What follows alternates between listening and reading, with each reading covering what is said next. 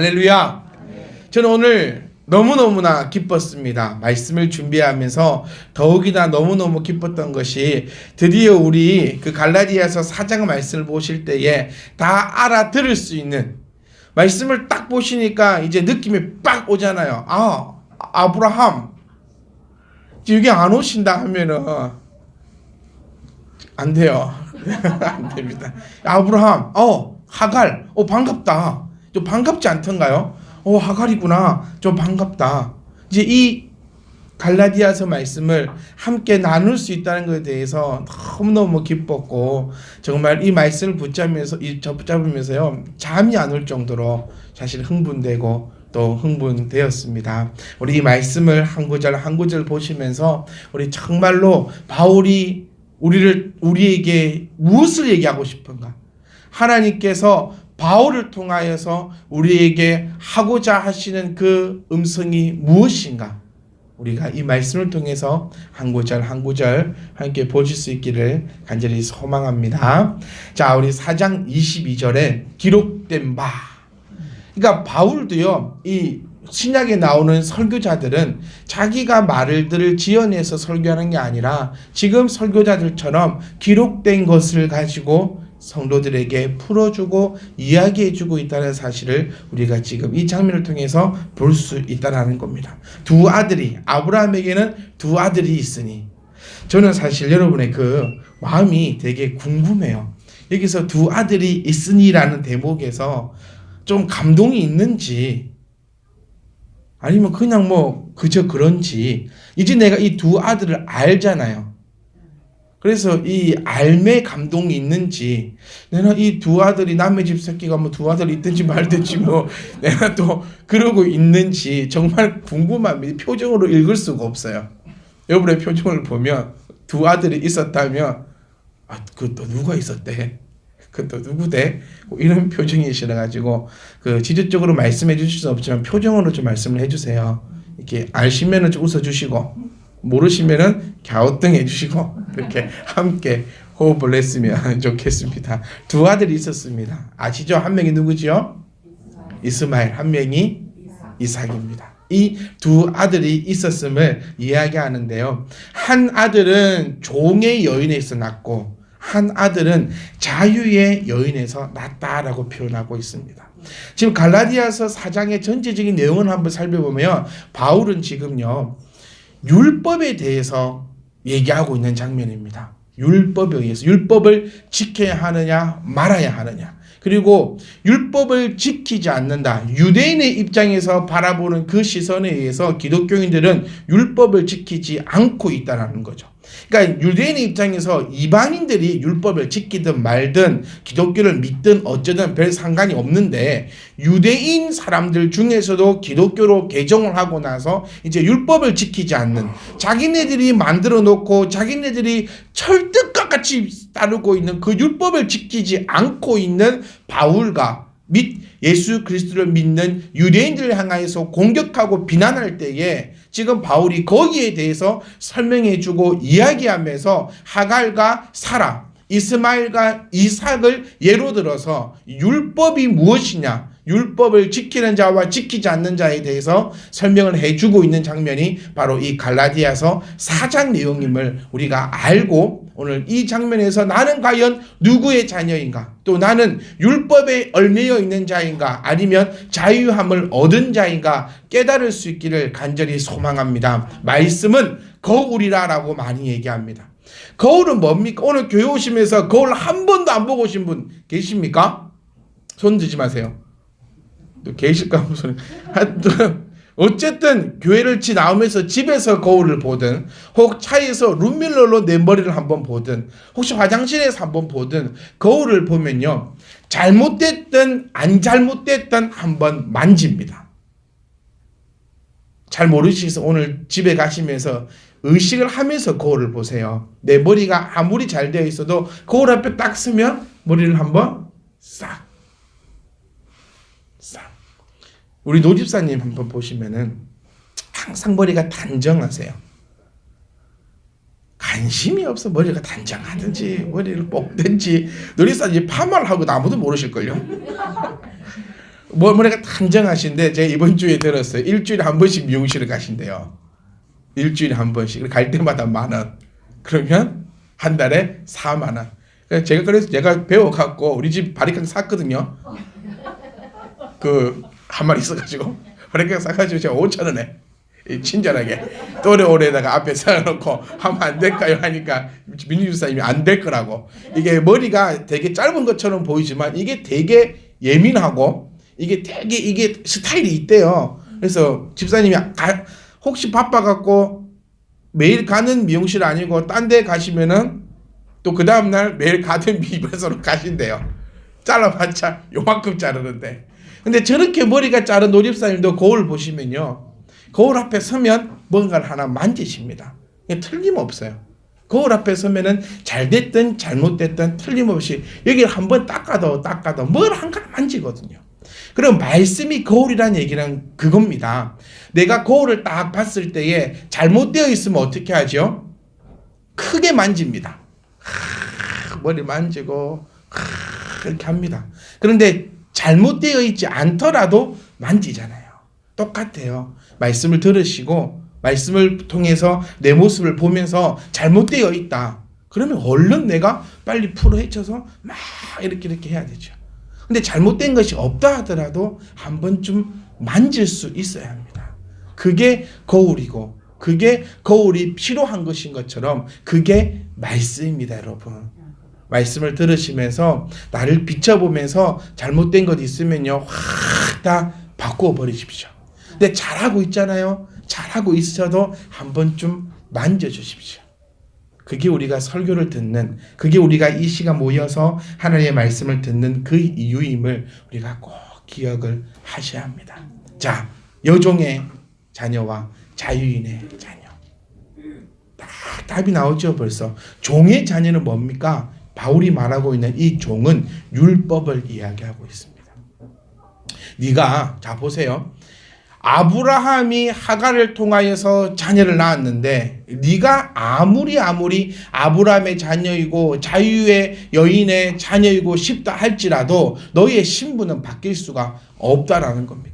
네가 율법 안에 매여 있다면 네가 아무리 그것을 통하여서 구원을 얻고 싶고 이렇게 하고 싶고 저렇게 하고 싶어도 너는 결코 자유한 사람이 될 수 없다라는 의미를 지금 바울은 이야기를 해주고 있는 사실을 우리가 보셔야 합니다. 여러분은 율법에 의한 자입니까? 율법에 의한 자가 아닙니까? 사실 대답하기가 되게 어렵습니다. 왜냐하면 율법에 속한 자는 어떤 자이고 율법에 속하지 않는 자에는 어떤 자인지 정확하게 한마디로 정의가 내려지지 않기 때문에 사실은 되게 어렵습니다.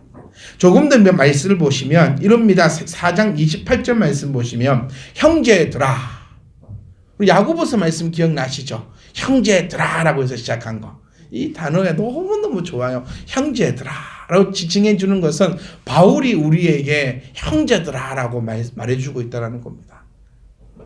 이 좀 감명이 좀 있어야 돼요. 같이 인정을 해준다니까요. 너는 나의 형제라고. 이 형제들에게 이렇게 얘기합니다. 너희는 이삭과 같이 약속의 자녀다. 아멘. 아브라함에게 하나님이 약속하신 것처럼 우리에게는 하나님이 약속하신 바가 무엇입니까? 라고 얘기했을 때 또 대답할 수가 없어요. 왜? 잘 모르겠어요. 기억이 잘 안 나요. 아브라함이 왜 하갈을 받아들였을까라고 또 생각해 봤을 때 뭐 첫 번째 우리 그걸 했죠. 자기도 그 마음이 있었고 빨리 자녀를 낳고 싶은 마음이 있었고 두 번째는 아내가 가라 했고 이런 얘기가 있어요. 여러분 아내를 보면 그 남자를 압니다. 아내를 보면 그 남편이 보수적인지 개방적인지를 알아요. 저희 와이프를 보시면 손에 매니큐어도 하나 칠하지 못합니다. 그리고 웬만하면 무릎 위로 올라오는 그런 옷을도 잘 입지 못해요. 그리고 머리 염색도 진하게 하지 못하고 여러 가지 제약을 가지고 있습니다. 왜냐하면 제가 그걸 싫어하거든요. 손에 매니큐어를 바르고 싶어도 이 살색깔과 비슷한 매니큐어를 안 바르면 손톱이 갈라진대요. 손톱을 잘라라 했거든요. 갈라지면. 근데 여자는 또 손톱이 좀 길어야 된다. 그러면 이렇게. 또 반대로 남자를 보면 여자의 스타일이 나옵니다. 어떤 스타일로 어떻게 하는지. 저 같은 경우에도 미용실 가면 말 한마디 하지 않습니다. 그럼 앉아요. 저희끼리 얘기해요. 제가 봤을 때 됐는데 와갖고 아무리 더 자르래. 그럼 물어보도 안 하고 잘라요. 그리고 뒤에 있는 와이프 불러가지고 괜찮냐고. 나는 뭐 마네킹도 아니고 머리 좀 짧게 잘랐잖아요. 제가 잘라달라는 것도 아닙니다. 미용실도요. 저는 선택의 권한이 없어요. 가자 그러면 가고 앉아갖고 지난번에는 저 여자가 자르더니 오늘은 이 여자가 자르네. 지 마음대로 고릅니다. 여러분 옷도요. 저는 제가 사 입지 않습니다. 사주는 대로 입습니다. 그러니까 제가 만약에 추리하게 보이면 저를 욕하지 말고 우리 제 아내 되는 사람을 욕하면 돼요. 또 욕하지 마세요. 하여튼 이 상황들을 보면 그 장면들이 그것이 보여지거든요. 이 장면들을 통하여서 우리가 저 사람을 볼 때 이것을 봐야 되고 이 사람을 볼 때 이것을 봐야 되는데 과연 나는 어떠한 사람으로 비춰지는가 한번 생각을 해본 적이 있습니까? 여러분 약속을 지키게. 그래 우리 아브라함 얘기했네요. 첫 번째 아브라함은 자기도 그렇게. 두 번째는 아내가 해라 해서. 네, 그래서 아내가 하라 해서. 세 번째는요. 약속을 잊어버려서입니다. 약속을 잊어버려서. 이삭처럼 우리도 약속의 자녀임을 기억하시기를 간절히 소망합니다. 여러분 우리 하나님께서 우리에게 올해 하루를 올해 한 해를 시작하면서 어떤 약속을 우리에게 주셨습니까? 더 제가 자세하게 여쭤볼게요. 1월 1일 날 우리 송구 영신 예배 드릴 때에 하나님께서 우리에게 주신 그 약속이 무엇입니까? 하나님 우리에게 세 가지의 약속함을 우리에게 분명히 보여주셨습니다. 그리고 우리에게 그 말씀대로 순종하라라고 우리에게 분명히 명령도 하셨습니다. 그런데 과연 우리는 어떠한 삶을 살았는가 한번 되돌아볼 필요가 있다는 거예요. 다시 말하면요. 이 말씀을 기억하고 있는 자는 자유의 여인에서 난 하나님의 약속된 자녀입니다. 반대로 이 하나님의 약속, 하나님의 말씀을 기억지 못하는 자는 율법에 매여서 힘겹게 오늘 하루도 살아가는 자들이라는 거예요. 주님께서 우리에게 이렇게 말씀하십니다. 수고하고 무거운 짐진 자들아 다 내게로 오라. 내가 너를 쉬게 하리라. 근데 첫 번째 의미가 뭐라 했습니까? 율법입니다. 율법. 유대인들에게 의해서 율법을 지키는 자에게 이 율법은요 자유함이 아니라 자기 등에 질고 가야 하는 그 짐과 같은 존재였어요. 그 짐을 진 자에게 주님은 다 오라고 해서 다 쉬게 하겠다라고 말씀해 주셨는데 약속을 기억하지 못하고 살아가는 사람은 무거운 짐을 지고 가는 것과 동일하다는 사실을 우리가 기억을 하셔야 한다는 겁니다. 지금 이렇게 되면 우리가 뭐가 다르냐는 겁니다.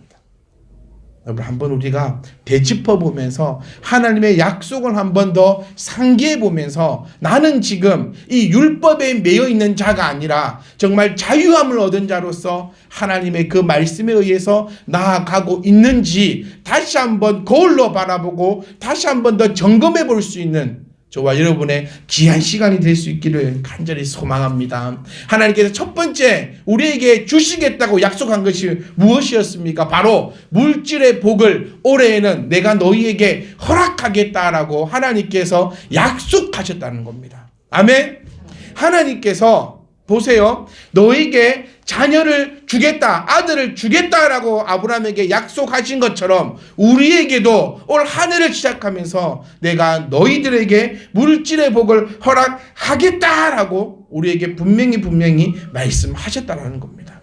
그러면서 말씀을 통하여서 우리에게 이렇게 말씀하셨습니다. 우리에게 이렇게 순종을 요구하셨습니다. 우리에게 이렇게 명령하셨습니다. 내가 너에게 주기를 원하니 네가 하나님 앞에 나에게 드림에 있어 부족함이 없도록 하라라고 말씀을 하셨다는 겁니다. 제가 볼 때는요, 여러분 다 잘하고 계십니다. 제가 여러분들을 볼 때는 정말로 다 잘하고 계십니다. 그런데 여러분이 보실 때는 내가 지금 어떠한 생활을 하고 있는지 스스로 거울을 통하여 보셔야 합니다. 거울도요, 사람이 여러 명이 있을 때는 얼굴만 보셔야 됩니다. 사람이 여러 명인데 옷 다 벗고 막 몸을 천지 보시면 안 돼요. 이거 이해가십니까? 다 같이 거울 앞에 서 있는데 한 명이 벗기 시작해. 엉덩이 뭐가 있나 없나 빨리 쳐다보고 하면 얼마나 이게 말이 안 되잖아요. 마찬가지입니다. 여기서는 얼굴만 보지만 진짜 말씀 묵상은요, 여러분 교회를 마치시고 집에 가셔서 일주일 동안 이루어지셔야 되는 것이 정말로 말씀의 묵상이라는 겁니다. 여기서 어떻게 옷 벗어 보겠습니까? 여기서 어떻게 나의 모든 것을 다 쳐다볼 수 있겠습니까? 여러분 집에 가시거든 그 삶 동안에 하나님과 나를 한번 점검해 보셔야 한다는 겁니다. 구원을 믿는다면서 왜 하나님께서 하나님께서 나에게 필요한 모든 것을 허락하시겠다라는 그 말씀은 왜 내가 믿지 못하고 있는지 우리가 점검해 보자라고 우리가 처음에 하나님께서 한 해를 시작하면서 주셨던 그 말씀입니다. 여러분, 드림의 생활을 하라. 무엇을 드립니까? 물질이 아니라고 말씀드렸어요. 무엇을 드립니까? 내 중심을 원하신다는 거예요. 하나님은 뭐보다? 제사보다, 또 뭐보다? 소의 기름보다, 피보다 뭘 원하신다? 중심을 원하신다는 거예요. 우리가 얼마나 중심을 하나님께 드렸습니까? 얼마나 내가 중심을 가지고 나갔습니까? 저는 간절히 소망합니다. 저는 사실 헌금 설교 잘합니다. 자주 합니다. 왜요? 믿음이 있기 때문입니다. 아멘. 하나님 앞에 드린다는 것은요, 내 믿음을 드린다는 것입니다. 그리고 그 믿음으로 하나님께서 다시 주심을 내가 믿고 나아간다는 겁니다. 절대로 핑계치 하지 마십시오.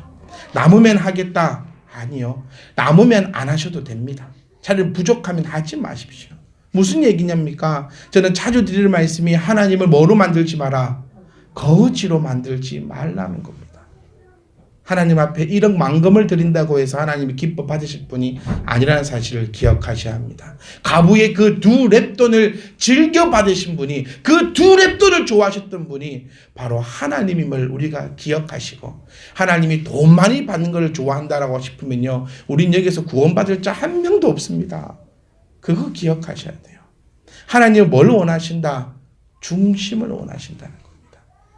어린아이들이 헌금할 때 짤랑짤랑 봉투에 소리가 납니다. 제가 봐도 너무너무 이뻐요. 가서 깨물어주고 싶어요. 정말 이뻐서. 근데 하나님 보시기에는 얼마나 기쁘고 또 그것이 복이겠냐는 겁니다. 사랑하는 성도 여러분, 우리가 기억하셔야 합니다. 하나님께서 틀림없이 우리 가운데 물질의 복을 허락하신다고 하신 그 말씀을 우리가 반드시 기억할 수 있기를 간절히 소망합니다. 타협하지 마세요. 하나님과 타협하려고 하지 마세요. 하나님은 어떤 자의 것을 즐겨 받으신다 했나요? 즐겨내는 자의 것.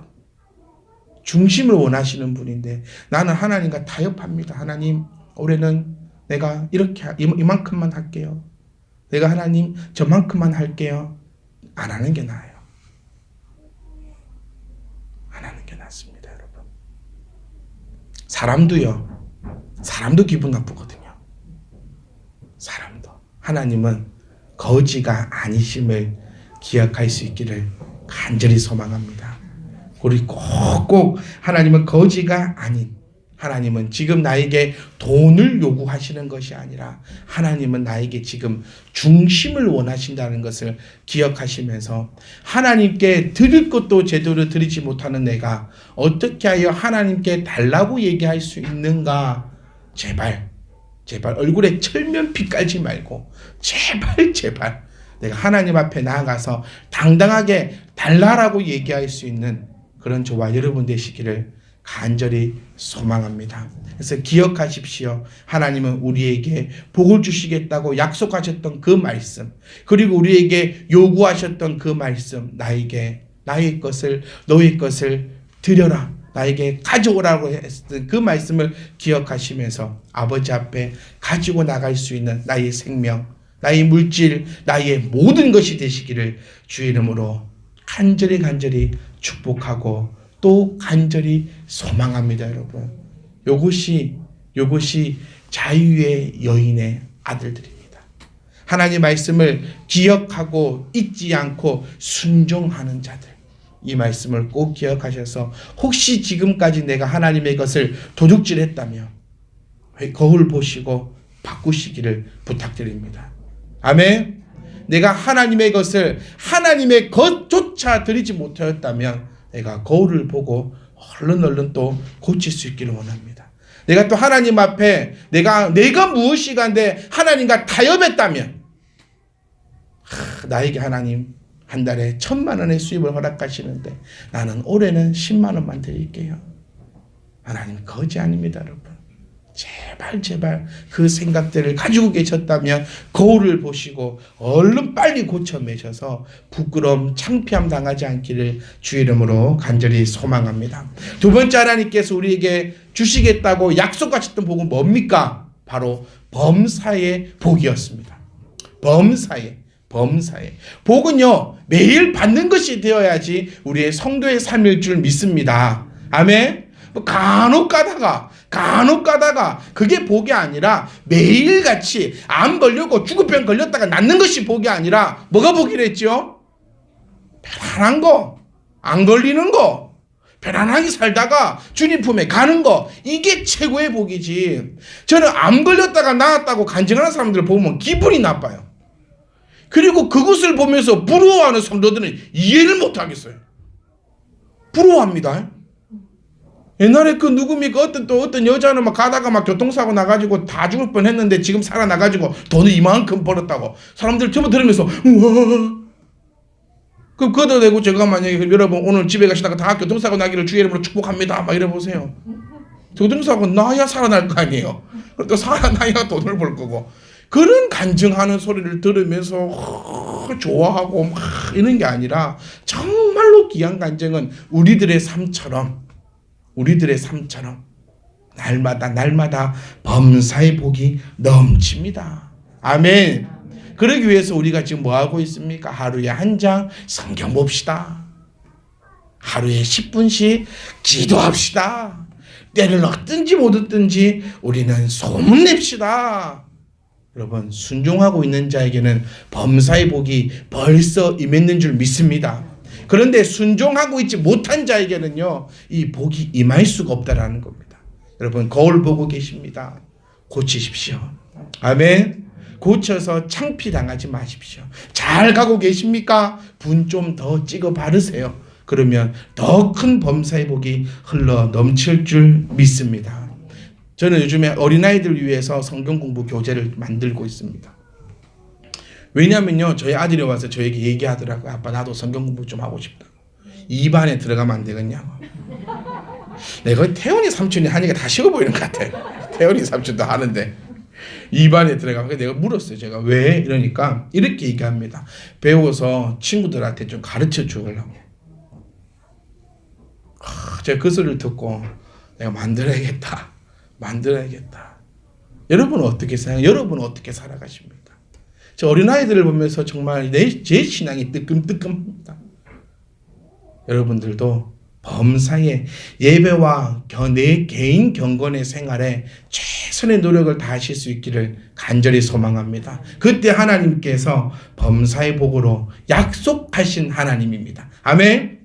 약속하신 하나님이 예수 그리스도를 보내시어 우리를 회복시켰던 것처럼 그 약속의 하나님이 우리에게 물질의 복을 약속하셨고 범사의 복을 약속하셨으니 순종하는 자에게 하나님께서 주시지 않는다면 하나님은 뭐가 됩니까? 거짓말쟁이가 된다는 겁니다. 절대 그런 일 없으니 여러분, 아버지 앞에 그 말씀에 순종하시고 또 순종하시기를 간절히 소망합니다. 세 번째로 약속했었던 그 약속이 뭡니까? 그 복을 영원토록 허락하겠다. 기억나시죠? 오늘 처음 듣는 것 같았습니까? 그럼 저는 2013년도 설교회 준비해서 내년에 하랍니다. 아무도 모르신다면. 기억나시죠? 첫 번째, 하나님께서 우리에게 물질의 복을 주시고, 그 다음 우리에게 범사의 복을 주시고, 그 복을 영원토록 우리에게 허락하시겠다라고 하신 그 약속의 말씀, 여러분 잊어서는 절대로 안 됩니다. 영원의 복을 받기 위해서, 영원토록 그 복을 감당하기 위해서 하나님께서 우리에게 주셨던 말씀은 이겁니다. 목사님과 항상 함께 하라는 것이었습니다.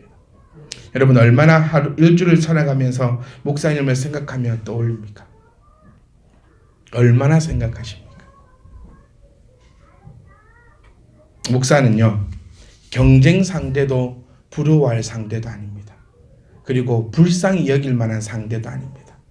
목사님 한번 딱 보면요, 내가 요렇게 보면 참 불쌍해요. 저희 사모님이 머리 빠마를 했어요. 거금 24만 원 들어가죠. 제 사랑하는 제자 우리 태훈이가 딱 한마디 했어요. 목사님 생활비 200만 원 받는데 그래서 24만 원 파마를 하면 어떻게 살아갈 수 있느냐. 그 말 했다가 죽을 뻔했습니다. 그 말 했다가 죽을 뻔했어요. 오해하지 마세요. 제가 꼭 얘기해 줄게. 3년에 한 번 했답니다. 3년, 매달 24만 원 쓰는 게 아니고, 매달 쓰는 게 아니고 3년에 한 번 했다는 얘기. 그러니까 이렇게 보면 참 불쌍해요, 목사님이. 여러분 불쌍히 여기지 마세요. 저는 하나님과 함께 하고 있습니다. 아멘. 또 이렇게 보면요, 참 부러워도 보여요. 여러분 부러워하지 마십시오. 하나님과 함께 열심히 혼나고 있는 중입니다. 깨달아지십니까? 목사를 바라볼 때에 불쌍히 여기기도, 부러워하기도, 또 경쟁의 상대로도 그렇게 바라보시지 않기를 간절히 소망합니다. 하나님께서 허락하신 주의 종은요, 경쟁하거나 부러워하거나 그런 상대가 아니라요, 이 종은, 하나님께서 세우신 종은 섬김의 대상임을 기억하시기를 소망합니다. 아멘. 섬기지 않으실 겁니까?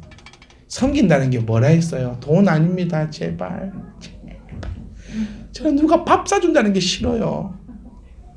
아무래도 많이 무겁고 살이 찌고 병이 걸린다 해서 병원만 가면 절대 그럽니다. 당뇨 올 수 있습니다. 콜레스테롤 올 수 있습니다. 단명하십니다. 그래서 제가 안 먹으려고 노력하는데 어째 그리 만나는 사람마다 밥 사준다고, 밥 사준다. 그래서 제가 얘기하지요. 밥 잘 먹고 다닙니다.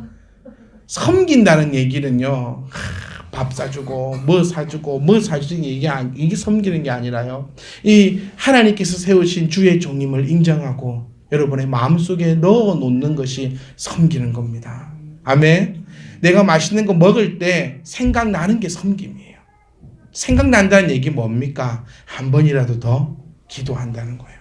얼마나 아름다운 관계입니까? 성도는 목사를 위해서 기도하고, 그 목사는 개인의 아무 문제 없으니 성도님들을 위해서만 기도할 수 있는, 이것이 영원토록 그 복을 유지해 갈 수 있는 방법이다라는 것을 여러분 왜 이렇게 처음 듣는 것처럼 다 이렇게 은혜를 받으시고 계십니까?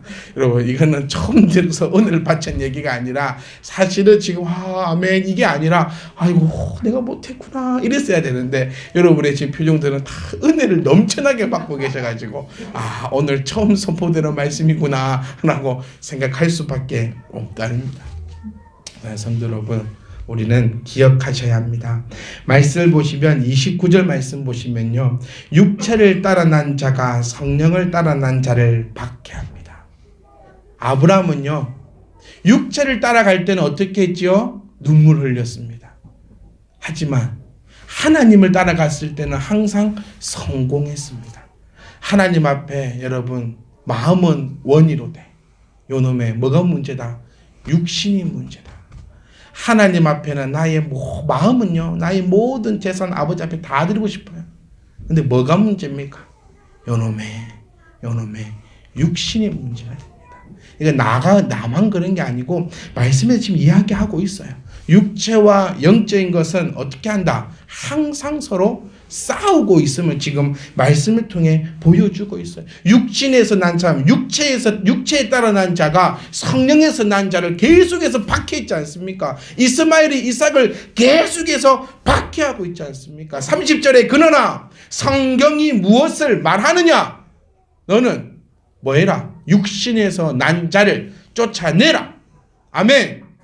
쫓아내라고 지금 얘기하고 있어요. 그러니까 이삭이 이스마엘을 쫓아냈잖아요. 그러니 이삭은 어떻게 됐습니까? 성경에서 별 이야기가 나오지 않는 정말 하나님의 그 은혜를 듬뿍 받은 자가 바로 이삭이 되었다는 것을 우리는 능히 다 알고 있습니다. 여러분, 육체를 따라 나가지 않기를 간절히 소망합니다. 육체를 생각해 보면요, 하나님 앞에 단 1분도 드릴 수 없습니다. 육체를 생각하면 하나님 앞에 단 10원도 드릴 수가 없습니다. 왜요? 육체가 중하니 하나님 앞에 성경 있는 이 시간, 기도하는 이 시간 들어 누워 있으면 내 육체가 얼마나 편안합니까? 그러니 시간을 드릴 수 없는 겁니다. 하나님 앞에 10원도 왜 못 드린 줄 아세요? 하나님 앞에 10원 안 드리면 나 좋은 옷 입을 수 있고, 하나님 앞에 10원이가 안 드리면 내 아들들 좋은 거 사 입을 수 있고 좋은 거 사 먹일 수 있고, 그렇기 때문에 하나님 앞에 구별하여 드릴 수 없다라는 겁니다. 근데 기억하세요. 육체로 난 자는 어떻게 되었습니까? 쫓겨짐을 당했습니다. 성령으로 난 자는 약속을 이루는 이삭이 되었다는 것을 사랑하는 성도 여러분 꼭 기억하시고, 31절에 이렇게 마무리합니다. 형제들아, 우리는 여종의 자녀가 아니요 자유 있는 여자의 자녀니라. 성도 여러분 기억하세요. 내가 누군지 기억하세요. 제발. 왜 나는 여종의 자녀가 아닌데 왜 여종의 자녀처럼 살아가려고 부단히 애를 씁니까? 나는 자유에 있는 여자의 자녀인데, 그렇다면 그게 걸맞게 살아가야 되는데 왜 그렇게 부단히 율법에 매여가지고 형식적으로만 그렇게 살아가려고 애를 씁니까? 꼭 기억하세요. 형제들아, 우리는 여종의 자녀가 아니요 자유 있는 여자의 자녀임을 기억하셔서 절대로 잊지 마세요. 하나님께서 우리에게 약속하신 이 세 가지의 복을 절대로 잊지 마시고, 아직 오래 남았습니다. 아니요, 아직 우리 평생의 삶이 많이 남았습니다. 여러분 절대로 잊지 마셔서 정말 목사가 가지고 있는 모든 것으로 여러분 부탁합니다. 하나님 앞에 내 시간, 내 마음, 내 물질, 나의 모든 것 드릴 수 있는 여러분 되시기를 간절히 소망합니다. 그래서 저만 받으면요, 저 미안해서 그래요. 같이 받아야 되잖아요. 집사님만 받으시면 얼마나 미안합니까? 그러니까 옆에 성도님들 같이 권면해야죠. 그리고 그 복이 단회성이 아니라 범사의 복으로 넘쳐날 줄 믿습니다. 내 범사가. 그리고 그 복이 영원토록 지속될 수 있기를 간절히 소망합니다. 여러분 신앙 점검하라 했잖아요. 여러분 저희 오늘 이뻐 보입니까? 여러분 신앙 잘 가고 있는 겁니다. 오늘 저 뚱뚱해 보입니까?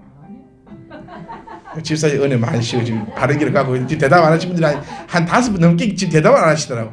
요번에 내 신앙에 지금 문제가 있을 수도 있다 했잖아요. 목사님 보기가 좋으면 내 신앙 지금 안전합니다.